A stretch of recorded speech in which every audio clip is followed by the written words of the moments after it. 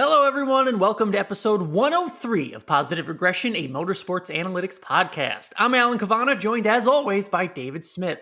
On this episode, ranking the championship favorites halfway through the regular season, who's in, who's out, and who we agree on, plus our extensive Circuit of the Americas preview, including a look at the top drivers lacking that road course ability. Got to pick it up there.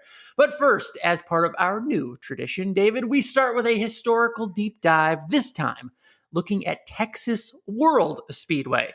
David, since we're going to a new Texas track for the NASCAR series, I found it appropriate we look back on an old Texas track. Texas World Speedway was a 2-mile track, nearly identical to the Michigan we know today. The Cup Series raced there just 8 times and never returned after 1981.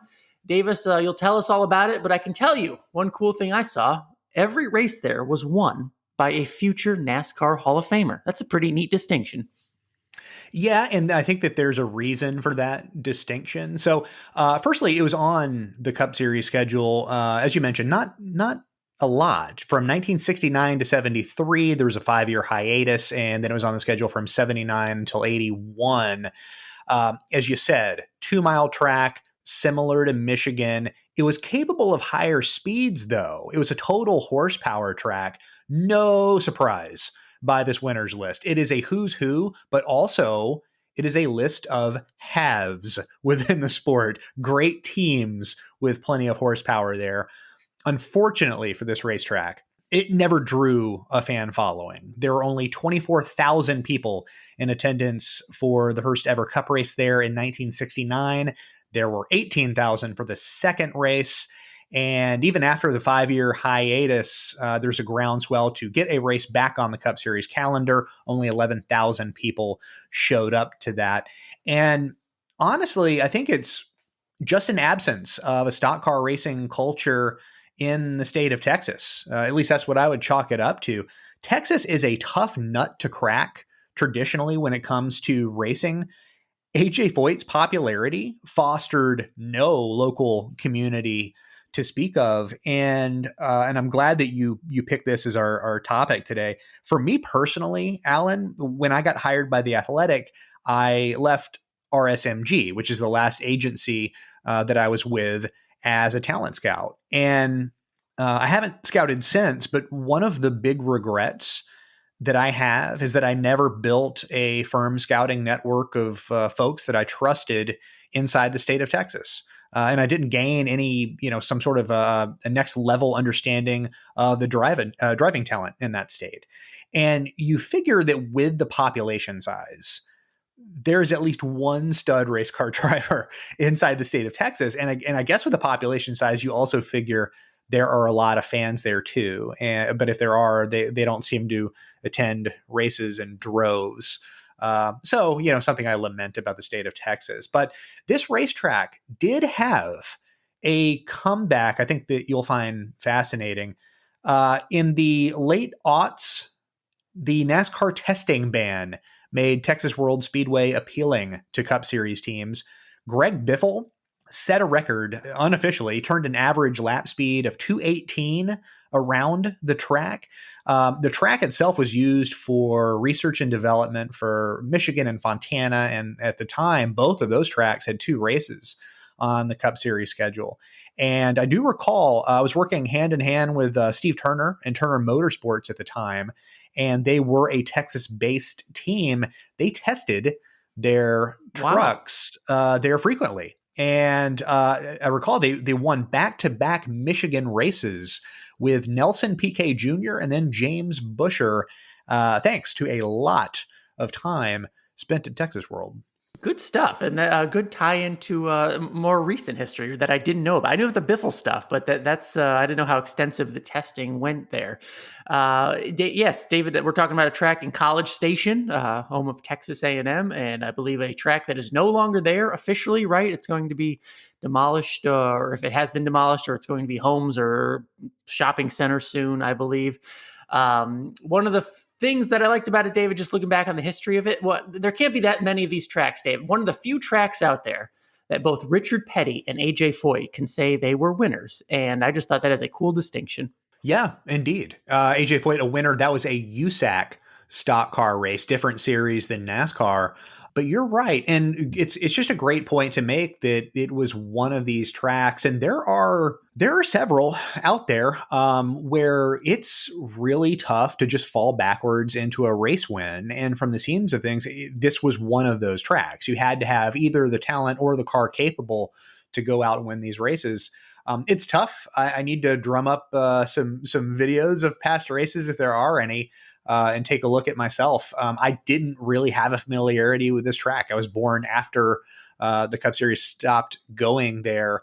And it wasn't until NASCAR's testing ban made all of these alternative racetracks without a presence on the NASCAR schedule, made them popular. I remember an ESPN the magazine article about Rockingham. Its resurgence was due to the fact that teams were testing at both Rockingham and the small half-mile track outside of it called Little Rock, which was to mimic Martinsville. It was a big deal, and it was big business that some of these independent track owners were making. That is no longer the case, and that's partially why Texas World now ceases to exist.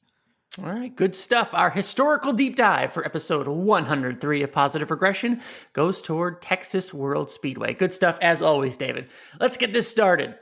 All right, we are halfway through the NASCAR Cup Series regular season, right? 13 races down, 13 more to go before the playoffs start. So it's natural we will rank our top 5 series title contenders right now. David, as you write, the rankings are subjective. The rationale is objective. So we might have some differences, but we'll talk it out. That's what we do here on the podcast. Maybe elicit some more conversation from the listeners as well. So how do you want to do it, Dave? Want to each give our rankings? And I can give my 5 if you want. Okay, yeah. And I do want to preface this by saying that we don't know who the other picked. There is no artifice here. I've got a notepad. I'm ready to write down whatever Alan comes up with, and debate will very likely ensue. Sure. All right. Well, I'll go first. I'll start at number 5 and work my way up to 1. So at number 5 for series title contenders right now, I have Joey Logano. Joey Logano has been consistent, evidenced by where he is in points right now. I know Darlington was something of an oddball, but David, a lot of my rationale is going to come back to the 750 tracks. You look at Phoenix, Richmond, Dover. He won Bristol Dirt, Martinsville. All good performances. That, to me, puts Joey Logano as a serious title contender for me at number 5. Number 4, I have Alex Bowman. Where are his 2 wins, right? I mean, you have Dover, a 750 track. You have Richmond, a 750 track. If he keeps getting better, serious title contender. Number 3 for me is Kyle Larson. I know he tops the speed charts on the 550 tracks, but he's doing plenty at the other tracks as well. If he starts pulling off these wins, I just think, look, Kyle Larson, his talent, and Hendrick Motorsports Equipment, he is number 3.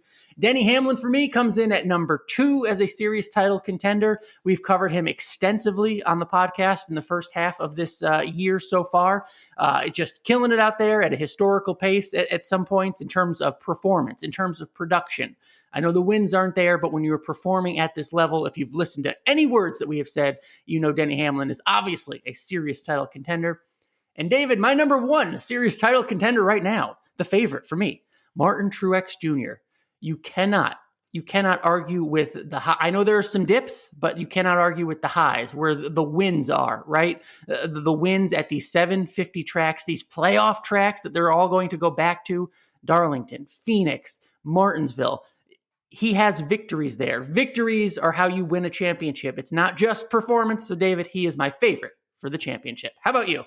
Okay, so that's a very interesting list. We share 3 of the 5. Ooh, nice. All right. And I think we're going to go.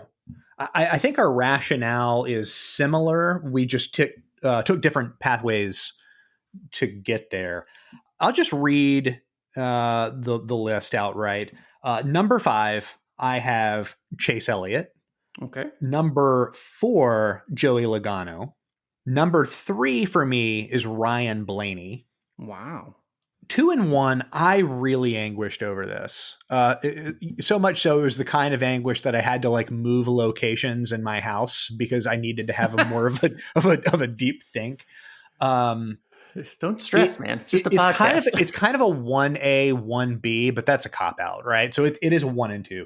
Number 2 is Denny Hamlin, and number 1 is Martin Truex. All right. So let's let's start at the top because we have a unanimous number one. Yes, we both agree on 1 and 2. Yeah. So, okay, let's dive into both of those. Jeff Gordon said on the Fox telecast last week that he was shocked that Truex did not perform better at Dover, that he didn't dominate, and especially as the pole sitter. But to me, I would not have expected that because from the outside looking in, there is little upside in spending the time it takes, the time that it is required on a setup that could have a race like that that we eventually saw from Hendrick Motorsports. It appears, and I'm basing this on some of the questions that I've asked of James Small in a few different media availabilities and the answers that he's given me. But it sounds as if this team has identified where precisely at 750 horsepower they want to be good. And you mentioned the tracks that they've won at. They won at Phoenix and they won at Martinsville. And those wins by themselves are big statements. It sort of provides them a pathway from the beginning of the playoffs to the championship. Okay, the one race that they have outright dominated this year was Darlington, and that is the playoff opener. So round one, I can chart Truex's playoff progression as a win at Darlington. Stage 2 is sort of a kitchen sink round.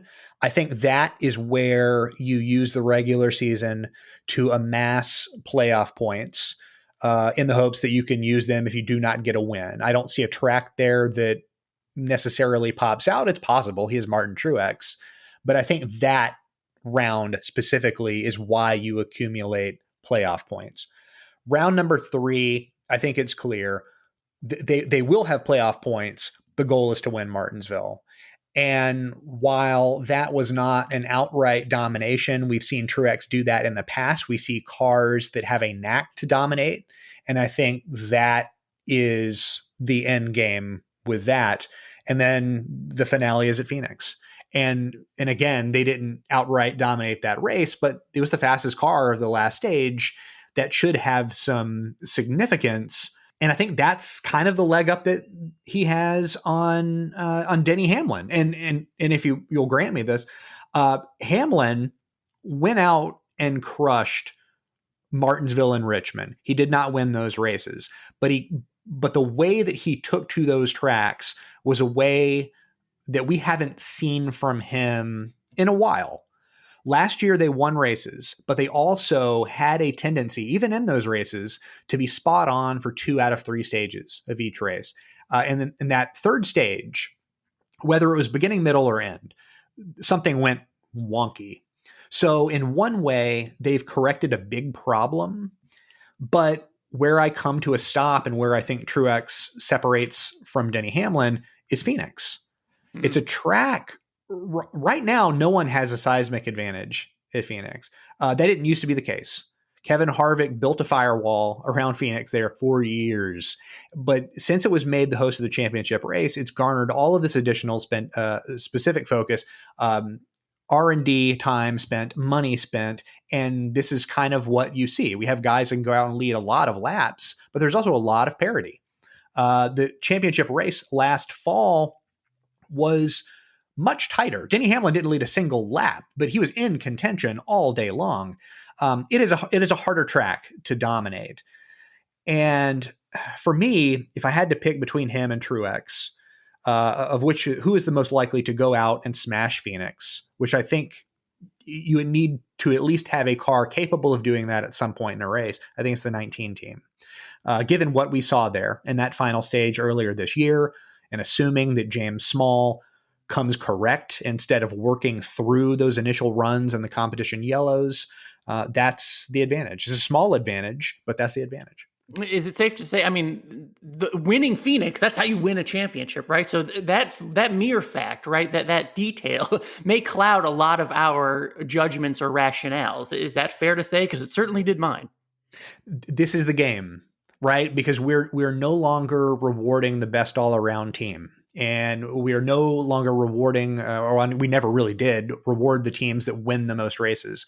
We reward the teams that win a competition where 10 tracks are prioritized over the rest in some kind of order. So when we talk, we spent a lot of time talking about Martinsville. We spent a lot of time talking about Phoenix. It's because those are the two most prominent racetracks on the schedule as it is constructed currently by NASCAR. So that is the competition.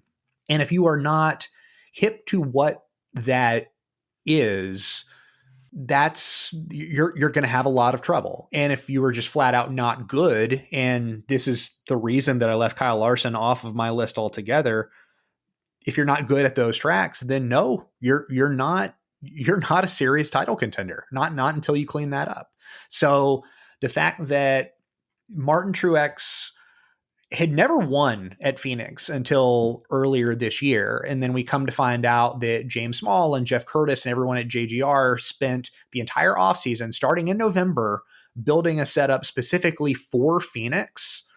That's a kind of focus that you're going to have as long as Phoenix is the final race on the schedule. And if you don't have the driver or you don't have the team capable of pulling off that race, then how real of a title contender are you? Because I think the conversation, I don't know if it starts there, but it certainly ends there. If you can't win at Phoenix, then you aren't a true title contender.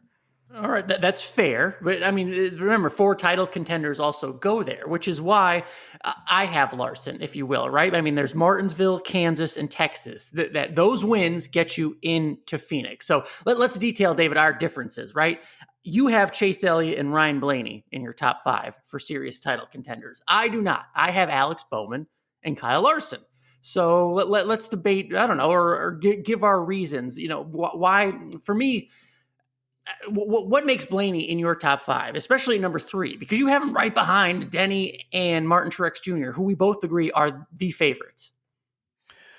To me, Ryan Blaney represents the hedge on 550, 750 for Team Penske. So his lone win this year came at Atlanta. He will have similar cracks at that going into Kansas and Texas. I mean, if he's not competitive, I would be surprised. It's crazy that he has not won Martinsville yet. So in that sense, you talk about, you think Larson can be one of the final 4. I think that's the case, but we're not picking the final 4. We're picking championship contenders. And I think Blaney has a leg up because not only can he count off all 3 of the tracks in the semifinal round, he can go to Phoenix. He was competitive last fall. He led there this spring. It's possible.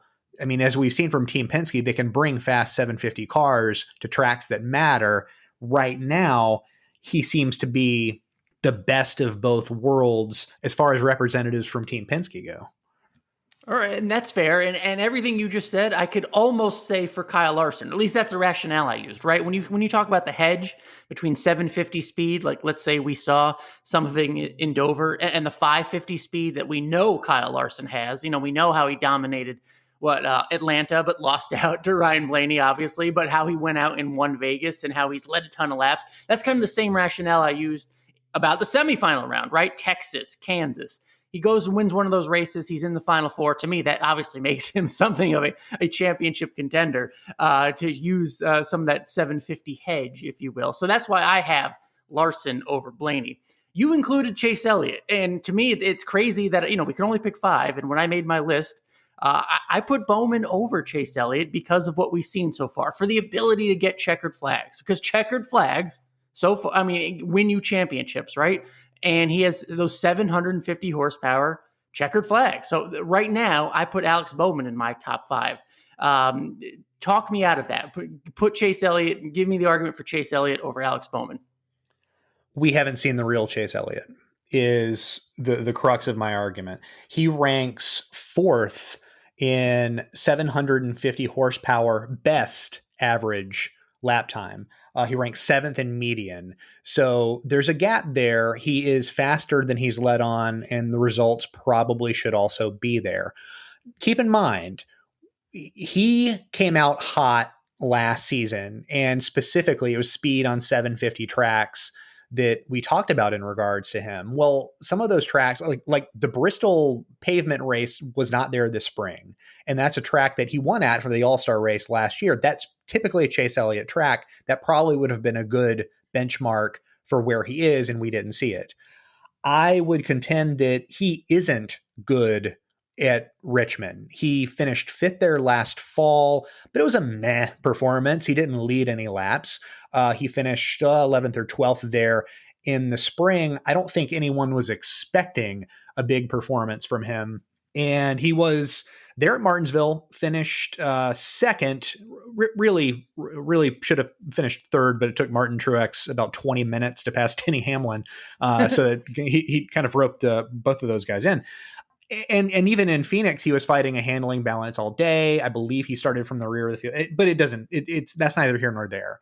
He has the capability that we've seen, if they find balance, that he can get quite a lot done. I think last weekend's race at Dover was a pretty significant reminder of that. Someone asked in the Motorsports Analytics Discord chat before the race about Elliott being dinged in the optical scanning station, again, starting from the rear. And I said, not only is it not going to be a problem, he's going to have a banner passing day, and he's going to score points from the first stage. Just watch. And that's exactly what he did. And that is what Chase Elliott brings. I don't think they make those aggressive calls in the scanning station without that knowledge.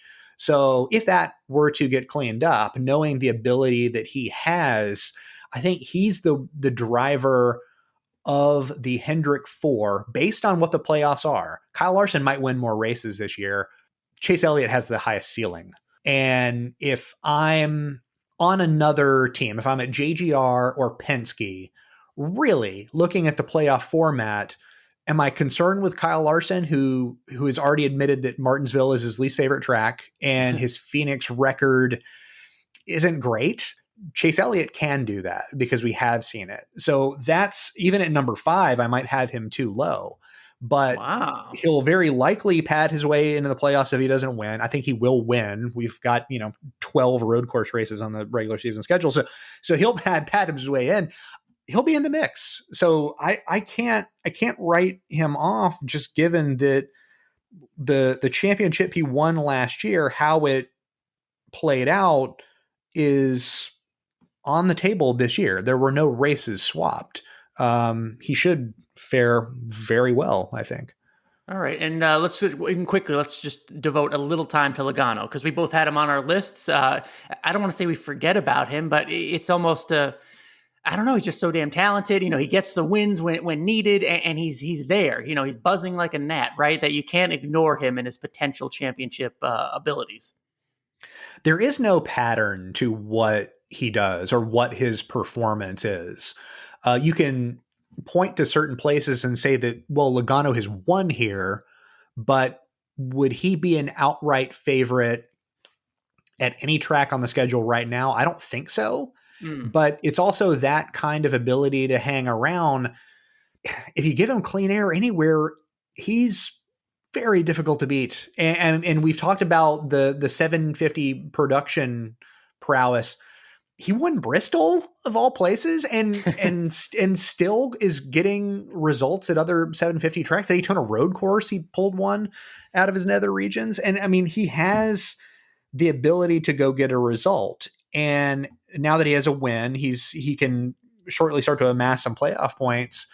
But he's someone that, looking at every racetrack in the playoffs, including that round 2 that ends with the Roval, well, he nearly won the Roval race last year. And I recall we talked about that before the Roval race, that his road course record wasn't particularly good. And since then, he performed well at the Roval. He was a podium finisher at the Daytona road course. He was at both the Clash and the points race.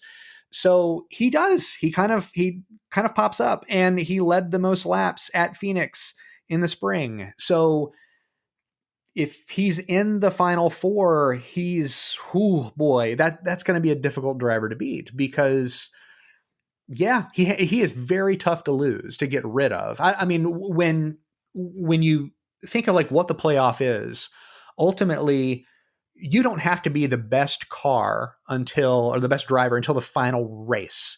you can just not be the last cutoff driver for 3 rounds and get through. And Joey Logano has a pretty solid knack for not being the cutoff driver.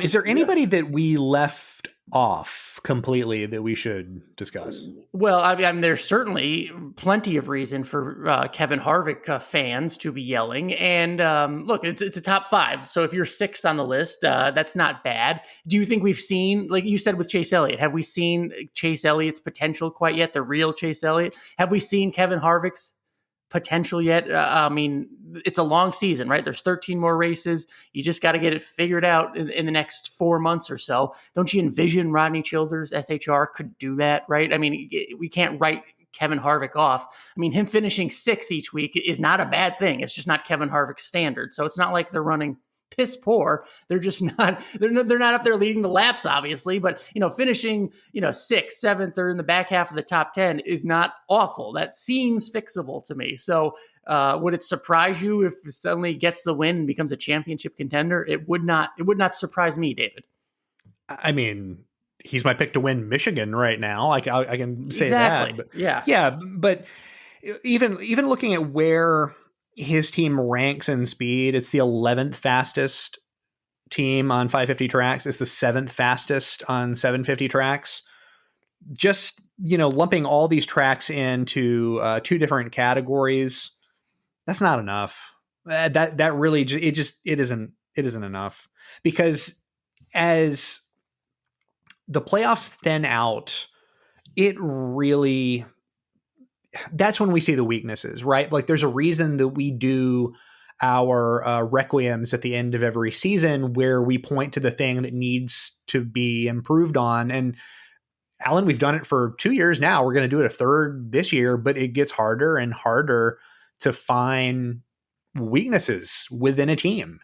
And theirs last year there was kind of a gap to what they were doing on the 550s and what they were doing on the 750s. The tracks that were most prominent on the NASCAR schedule, they didn't seem to have a handle on. And that was not a hot take. Kevin Harvick got out of the car at Martinsville and said, "We're always bad here." Well, if you know you're always bad there, why didn't you do anything about it?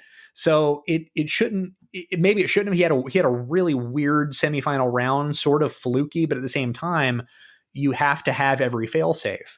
And I feel like the 5 drivers that I put on my list have kind of every failsafe checked off, and we still haven't seen that from Harvick yet this year. He might go get finishes, but when it comes down to it, this comes down to having speed and having track position, and they've had neither. So until that changes, and we might not see it, because we're not going to see any of these tracks again that we saw earlier this year until the playoffs. I don't know. That's a very difficult pick. I think he'll be in the playoffs. That's for sure. How long he stays in it is another question. All right. Any other dark horse you want to throw out? I mean, picking a title contender, there's no I don't think there's any such thing as a dark horse title contender. No one's going to surprise us and win a Cup Series championship. But for me, I mean, Bowman would have been my deepest, darkest, if you will, deep dive, if you will, into a championship pick. Anyone else you want to throw out? We didn't mention Byron. I mean, we've mentioned every other Hendrick driver. We did not rank the fastest team in the series in either of our top 5s, and that's William Byron. But what have we learned in past years is that, again, the playoffs don't reward what you think it's rewarding. And with William, it's not, he has a high floor, man. If he has proven anything this year, is that he is the only driver to have a pair of 3 or higher in races without late race restarts, races with late race restarts, 550 tracks, and 750 tracks. He has his bases covered. What he isn't doing is winning all of these races. He might end the season having maybe the best pair in the series, but until we see that ceiling grow within the year 2021 to where he can just go out, kill off a race and win, then I don't know that he's in that conversation. Now, a lot of things can happen between now and then. In speaking with Greg Ives last week, he discussed his team's Martinsville speed. I mean, even the pit crew then had a big performance, 14 spots gained at Martinsville. And Greg Ives thought that they had enough speed to be able to win the race outright. And I put this in my article. I did not editorialize, but I kind of disagree with that. Just based on what the data was telling me. You know how the Washington Post has a Pinocchio system for how the degree of a lie? This wasn't a 4 Pinocchio. This was maybe a 1 Pinocchio. But it was the 7th fastest car at Martinsville, but Phoenix was the big problem. And Ives' admission, that's the track that they're really bad at. They are frustrated and they're trying to figure it out. So with him, with Byron, they are these 2 Hendrick teams that can win races because we've seen them win races, but is the ceiling so high as to refer to them as a versatile enough title contender? Like, is William Byron a good candidate to not win any of the races in the semifinal round, but point his way into the finale? Absolutely. I mean, if there's anybody on this list, it might be him, but it has to. I mean, at least one makes it that way, right? At least one makes it that way. But can he win? Can he go out and win Phoenix? And that's what I keep coming back to, is not only does that separate first and second on this list for me, but it leaves some drivers off, even though they're poised to have tremendous seasons. That's not how this championship is rewarded. You have to play the game if you want to win the championship. And some of these teams play it far better than others. Good discussion. Maybe we'll revisit when we get back to Phoenix. At least remember what we said 13 weeks into the season, 13 races into the season. I think it was a pretty good in-depth discussion with good arguments made for all around. So good stuff, David. All right, let's move on. We are going to COTA, David, the Circuit of the Americas, a new venue on the NASCAR Series track. Cup Series track. I mean, all 3 of them are going there, but it's been a long time since we could say something as significant as a new world-class F1 Circuit of the Americas track being on the schedule. 20 different turns. I mean, I'm excited. I mean, just for the venue, for the unknowns of it all. They'll have practice. They'll have qualifying. David, I mean, just having a new track on the schedule, that just is fun to me. It gives us something to talk about. It does. It does not amaze me that there is a Truck Series race at an F1 track. I cannot. I can't. This could not have been further from what was imagined with this track. Yep, Paul Menard will race on Saturday in the Truck Series. So who saw that coming? But hey, it's a year of change, 2021. But David, let's talk the Cup Series. Similar rules package, right? I mean, 750 horsepower at a road course. We've seen a bunch of 750 horsepower races so far this season. We dissect them. We tell you which drivers are good at them, right? Which drivers are fast, which teams are excelling at 750 horsepower tracks. But this is a road course, right? This is a new road course. It is certainly a unique road course. So if we look at the speed charts, let's say, David, should we expect 750 horsepower strength if we're looking at who's fast on the charts? Should that translate to a road course that does have the 750 horsepower package? The answer is that it could, and it's going to be dependent on every type of road course because they're all unique. You can't compare Sonoma to Watkins Glen to COTA. So in parts and pieces, yes, being good at 750 ovals translates to being good at road courses. And those elements, the aero, the grip, every central focus of a baseline 750 setup matter, but at COTA specifically, looking at the track map, they're going to matter a lot because of what COTA offers. There are 2 monster straightaways, and that is something that we don't see at Sonoma or Watkins Glen. So straight line speed will absolutely matter. And then there is the braking, because all that straight line speed is going to come to a screeching halt.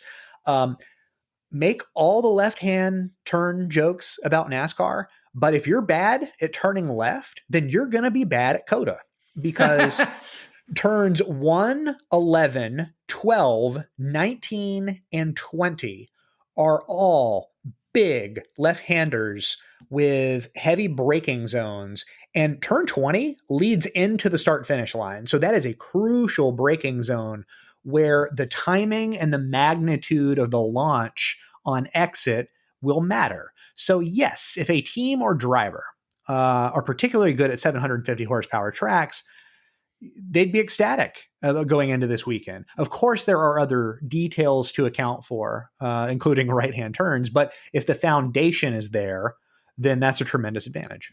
All right, fair enough. I appreciate that. So we look at the drivers, right? I think everybody, even before the season started, right? You put two names on top, Chase Elliott and Martin Truex Jr. for all the road courses, and for very good reason. Just go look at the records. They are the favorites. I would expect them to still be the favorites. So let's go one tier below, David. I was asking you who might be number three. If we just crown them, want to crown them, we'll crown them. They are who we thought they are, Truex and Elliott. But after Truex and Elliott, who should we consider an all-around good road racer? Who may be right up there contending with the 9 and the 19? Well, Dennis Green, I would say Joey Logano emerged at the Daytona Road Course. Talked about this earlier. Podium finishes in both the Clash and the points race. We don't really think about the Clash as anything meaningful, but perhaps we should. That is a stadium road course, Daytona. Very flat, no elevation. Different beast than what we're going to see this weekend. The same thing can be said for Denny Hamlin, too. Certainly viable on road courses without elevation. But I've said it before. I will say it again. William Byron has the road course chops. Ranks third in surplus passing value on road courses dating back to 2019. He's been doing this, front row starts for all three of the road course races in 2019. This year, unlike those other years, he has the fastest car in the series, that foundational speed on which to build. So he's right there. I would make him my contrarian pick, but you would probably poo-poo that. But I think if we were making a ranking or a tier system, he, for me, is either in that second tier or he's a tweener and will not break into the Elliott Truex tier until he wins, which I still feel a win is a coming this year on a road course for William Byron. All right, we'll see who you pick. I think that's fair. I'm only setting myself up because I don't know if I picked a contrarian either, but we'll get to that. Don't worry. All right. So second tier or close to first tier, Willie B. I like that. Let's look at the other end, right? I mean, we spent much of the episode talking about championship contenders or most likely to win the championship. Any of those star drivers out there who just, whether on paper, catch the eye test, just lacking road course ability, or who may find themselves working a little harder this weekend. Who do you look at in terms if you're describing someone like that?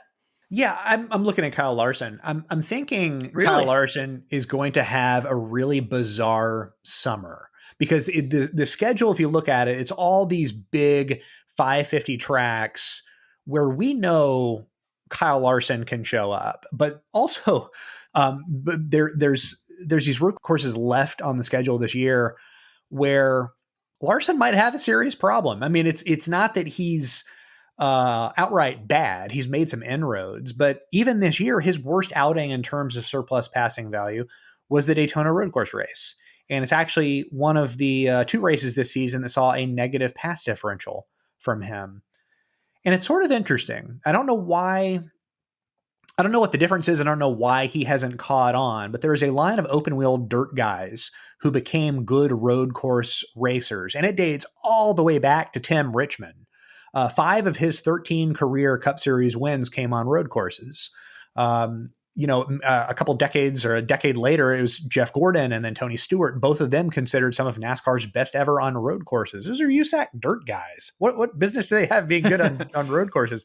So for whatever reason, that hasn't resonated with Larson in the same way, but I would submit that with the heightened number of road course events on the schedule, and it sounds as if there's going to be street courses, and this is kind of the way forward, that's kind of the next thing for him to figure out to truly unlock what he is as an overall race car driver.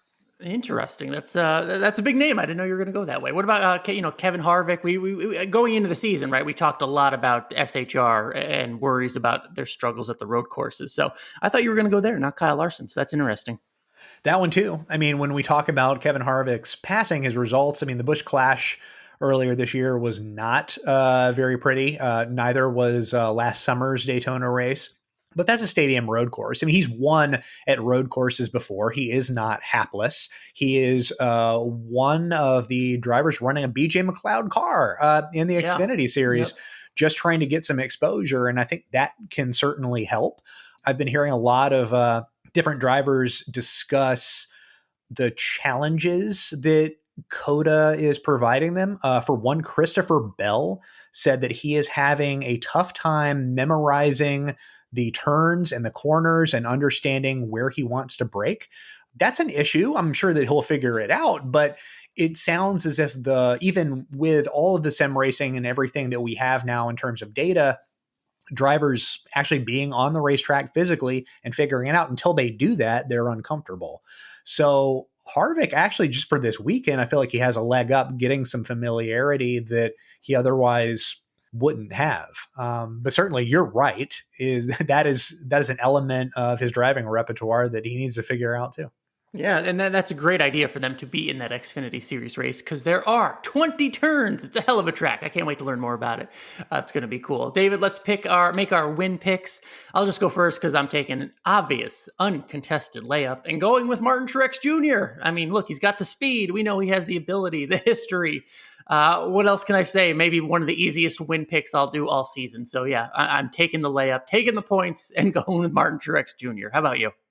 Okay, I'm taking Chase Elliott. Boom, easy, right? I mean, we'll move on. Those are our win picks. As always, we also do contrarian performers, maybe someone that will surprise. And David, I was going to give you a pass if William Byron was going to be your contrarian pick, only because I'm picking Joey Logano. And, is that too easy? Does he count as a contrarian performer?